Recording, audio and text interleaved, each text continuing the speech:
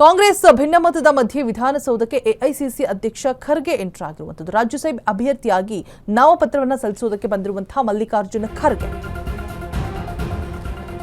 ಕಾಂಗ್ರೆಸ್ ಭಿನ್ನಮತ ಮಧ್ಯೆ ವಿಧಾನಸೌಧಕ್ಕೆ ಎಐಸಿಸಿ ಅಧ್ಯಕ್ಷ ಖರ್ಗೆ ಎಂಟರ್ ಆಗಿದ್ದಾರೆ. ರಾಜ್ಯಸಭೆ ಅಭ್ಯರ್ಥಿಯಾಗಿ ನಾಮಪತ್ರ ಸಲ್ಲಿಸುವುದಕ್ಕೆ ಬಂದಿರುವಂತಹ ಮಲ್ಲಿಕಾರ್ಜುನ ಖರ್ಗೆ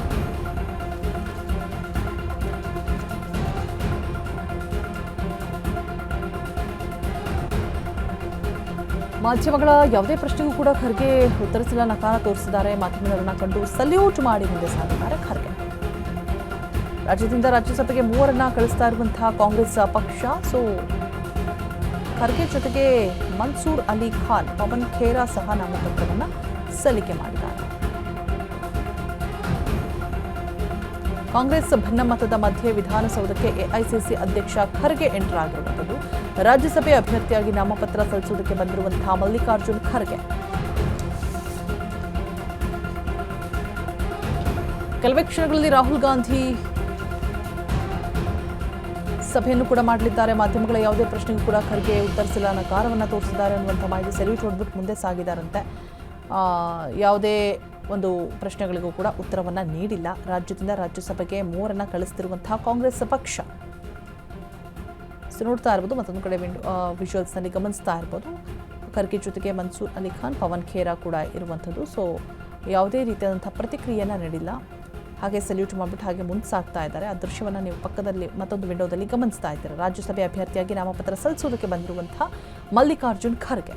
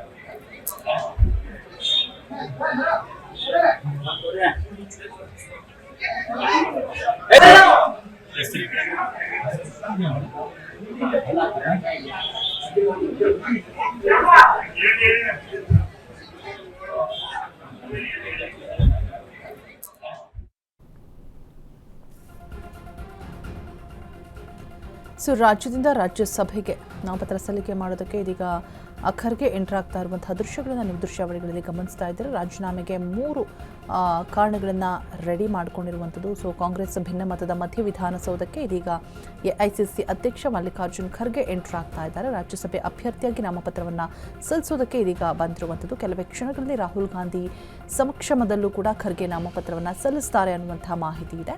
ಸೊ ಮಾಧ್ಯಮಗಳ ಯಾವುದೇ ಒಂದು ಪ್ರಶ್ನೆಗೂ ಕೂಡ ಅವರು ಉತ್ತರವನ್ನು ನೀಡಿಲ್ಲ, ಪ್ರತಿಕ್ರಿಯೆಯನ್ನು ಕೊಟ್ಟಿಲ್ಲ. ಹಾಗೆ ಎಂಟರ್ ಆಗ್ತಾ ಇರುವಂತಹ ದೃಶ್ಯಗಳನ್ನು ನೀವು ನೋಡ್ತಾ ಇದ್ದೀರಾ. ಜಸ್ಟ್ ಒಂದು ಸಲ್ಯೂಟ್ ಮಾಡಿಬಿಟ್ಟು ಹಾಗೆ ಒಳಗೋಗೋದಕ್ಕೆ ಮುಂದಾಗ್ತಾ ಇದ್ದಾರೆ. ರಾಜ್ಯದಿಂದ ರಾಜ್ಯಸಭೆಗೆ 3 ಕಳಿಸ್ತಾ ಇರುವಂತಹ ಕಾಂಗ್ರೆಸ್ ಪಕ್ಷ.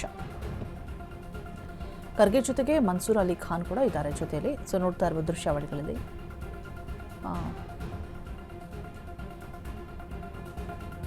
ಕಾಂಗ್ರೆಸ್ ಭಿನ್ನಮತದ ಮಧ್ಯೆ ಇದೀಗ ವಿಧಾನಸೌಧಕ್ಕೆ ಎಂಟರ್ ಆಗ್ತಾ ಇರುವಂತಹ ಎಐಸಿಸಿ ಅಧ್ಯಕ್ಷ ಮಲ್ಲಿಕಾರ್ಜುನ್ ಖರ್ಗೆ.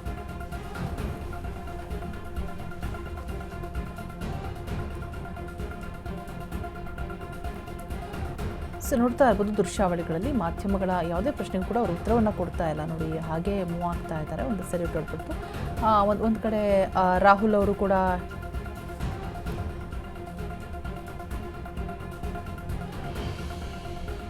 ಸೊ ನೋಡ್ತಾ ಇರ್ಬೋದು, ಒಂದು ಕಡೆ ರಾಹುಲ್ ಗಾಂಧಿ ಅವರು ಎಂಟರ್ ಆಗ್ತಾ ಇದ್ದಾರೆ, ಮತ್ತೊಂದು ಕಡೆ ಖರ್ಗೆ ಅವರು ಕೂಡ ಎಂಟರ್ ಆಗ್ತಾ ಇದ್ದಾರೆ.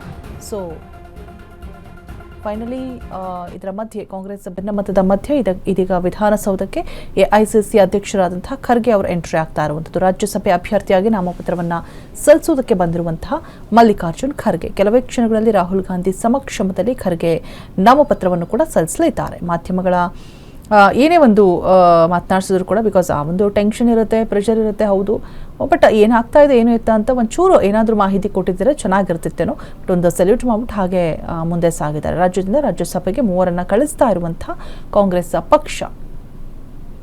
ಮನ್ಸೂರ್ ಅಲಿ ಖಾನ್ ಕೂಡ ಜೊತೆಯಲ್ಲಿದ್ದಾರೆ. ಪವನ್ ಖೇರಾ ಸಹ ನಾಮಪತ್ರ ಸಲ್ಲಿಸೋದಕ್ಕೆ ಮುಂದಾಗ್ತಾ ಇರುವಂಥದ್ದು. ಸೊ 3 ಜನ ಕೂಡ ಬರ್ತಾ ಇರುವಂತಹ ದೃಶ್ಯಗಳನ್ನು ನೀವು ದೃಶ್ಯಾವಳಿಗಳಲ್ಲಿ ಗಮನಿಸ್ತಾ ಇದ್ದೀರಾ ನೋಡಿ. ಒಂದು ಕಡೆ ರಾಹುಲ್ ಗಾಂಧಿ ಎಂಟ್ರಿ ಆಗ್ತಾ ಇರುವಂತಹ ದೃಶ್ಯಗಳು, ಮತ್ತೊಂದು ಕಡೆ